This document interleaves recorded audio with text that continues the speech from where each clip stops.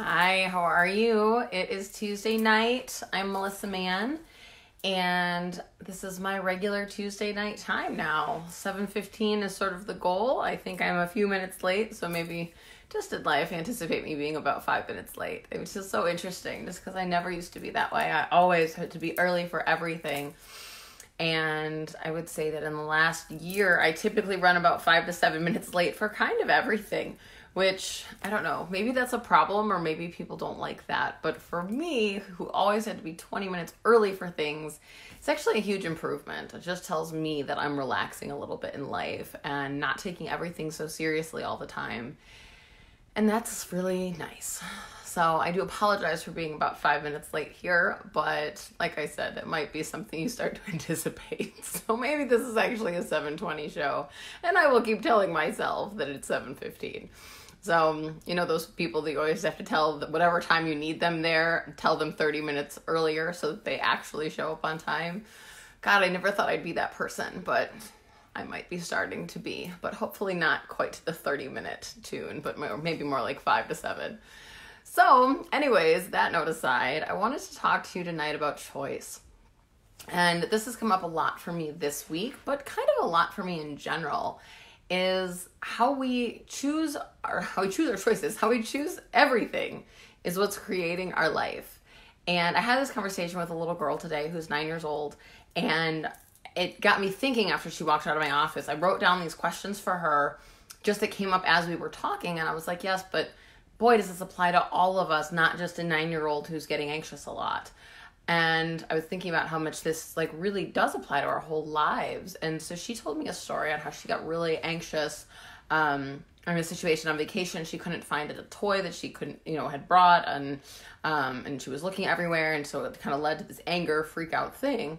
And I was like, yes, I can totally relate. When I lose something, I am one of the first people to start freaking out that I can't find the thing, especially when I'm in a hurry. Ironically, I did that about 5 minutes ago, trying to find my phone, wanting to come on here and do this. So that just happened to have just happened, although that wasn't intended. I was going to talk about this anyways. So yes, totally relate. But what I said to her is, we have a choice about how we react to things. Every second, every 10 seconds, we have choices. And so the first question I asked her, and I wrote down for her, is what choices do I have available here? And the second one is, what choice will that create? So once you've come up with, your first choice, basically, what will that create next? And I found I've been asking this with my own children lately, but like I said, the things that apply to children so often apply to us as adults, just in a different way. Maybe not a temper tantrum, but still in the opportunity when we can freak out, we get worried, we get upset, we get angry, we get whatever emotions are coming up for us. We have a choice. How are we going to respond? And we have lots of choices. We can respond with anger, we can respond by yelling, we can respond by walking away, we can respond by smiling, or responding by just taking a minute and asking ourselves, if whatever it is in this moment that's upsetting me, is it that big of a deal? Is it worth freaking out about? And that leads to the next thought. What choice is that going to create? So I asked my kids, who were, our little boys, and they were fighting. Is that yesterday now? Yeah, my days run together. They were fighting yesterday morning, and I said, what do you want to create for your day? Do you want to create fighting? Is that what you want your day to be? Because right now, by the choice you're making with your brother, with, taking this away from him, what you're creating is fighting. Is that what you want? And what choice does that create? If you're creating fighting, then what does that mean for your day? So does that mean you're fighting all day, you're in trouble, mommy's not happy? That's your choice. That's what you're creating. Is that what you'd like to choose? And it got a different response. It was like, oh, yeah, I don't think I do want to do that. And kid words, but something shifted, something changed, and we actually ended up having a pretty good day. We still had moments, but it made a difference. It made an impact. And I went through today with this little girl, we kind of went through all her different options when she was worried about losing this toy, of different reactions that she could have and what that choice was going to create for her. and how she could relate that to other things in her life. And I like I said, I kind of really thought about that. Like, how many different choices do we have in any given moment to act a certain way, to react a certain way, even in our own world, even if it's with nobody else, even if it isn't a choice to get angry and yell and scream. But even as we, get an email that does something to us, right? I got an email today that one of my leaders at my job is leaving, and that was really shocking. And it took me this minute of like, what am I going to do now? And that was really interesting. Trying to figure out, okay, what to create next here? What are my choices? And am I ready to go talk to her and ask what we're supposed to do now? Or do I need a day to sit on it? Or, and I just sort of had all these different ideas come through my head. And my choice was to go on with my day because that was what I really had time to do. And it would have left my day kind of discombobulated if I took the time I really needed to go talk to her. So I didn't choose that today. And I will probably choose that tomorrow when I can plan for it. And we do this all day long. We do this every 10 seconds. We're constantly making choices that are all creating things. What are we creating with every conversation we have, with every interaction, with somebody who's coming to us for support? How do we respond in those moments? What choice do we have? We have an infinite amount of choices in any given time, right? Do we respond with compassion? Do we respond with, I don't have time for that? Do we respond with annoyance? Do we respond with, trying to fix it? Or do we respond with listening?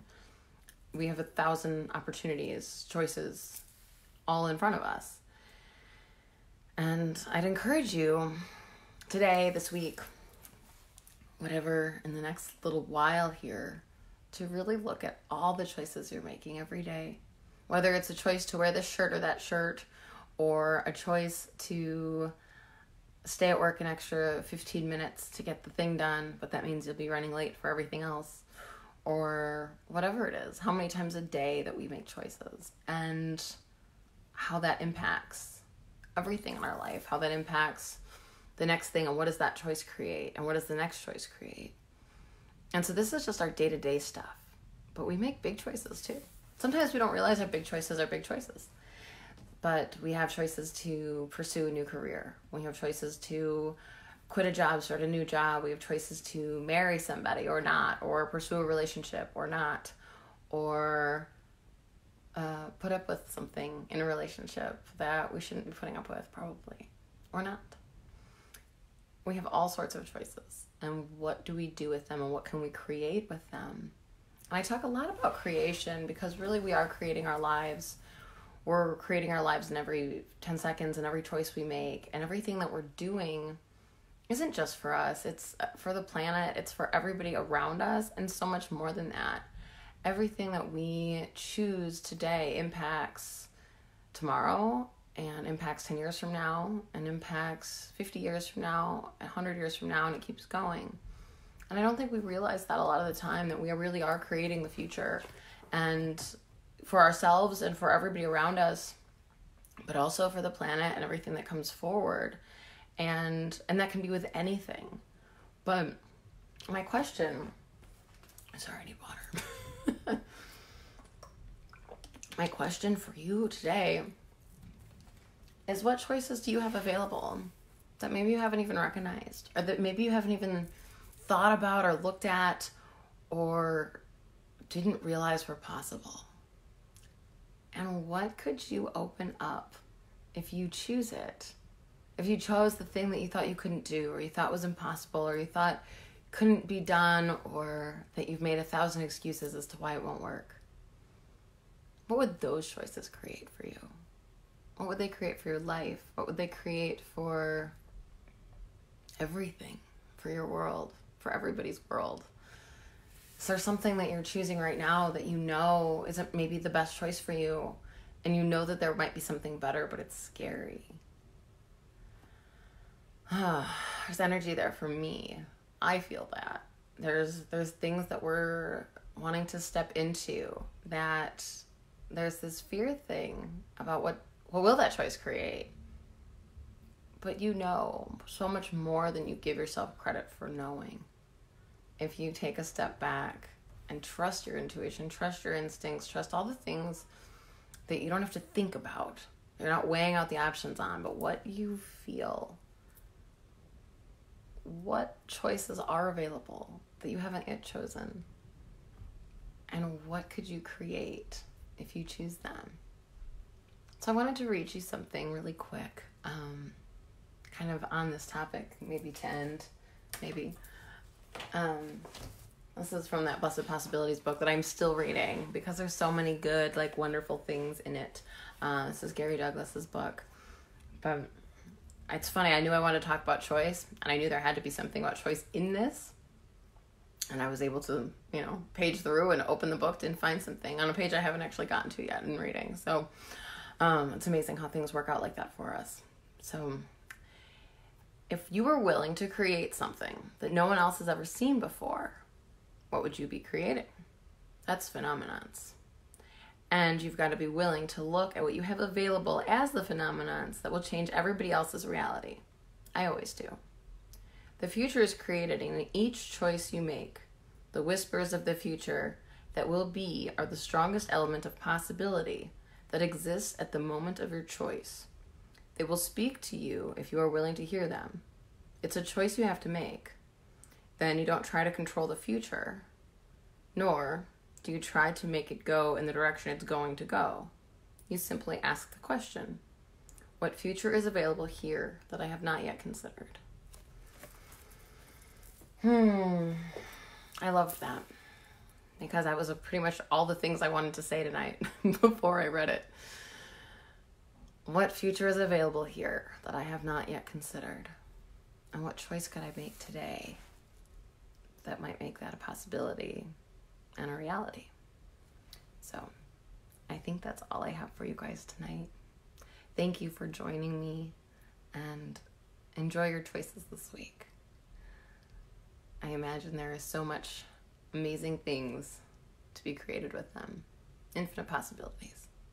Have a good rest of your week, you guys. Enjoy the 4th. And I will be back next Tuesday, if not before, with something random.